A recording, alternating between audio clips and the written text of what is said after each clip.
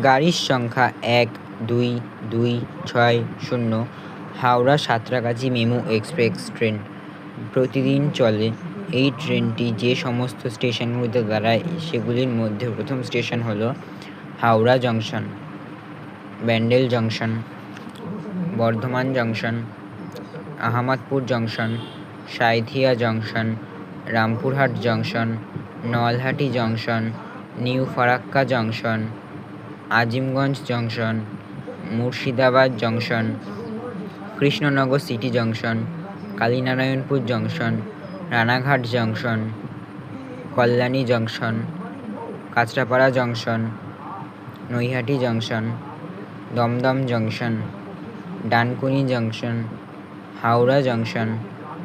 Santragachi junction এইটি যাত্রার অন্তিম স্টেশন, অন্তিম বা গন্তব্য স্টেশন।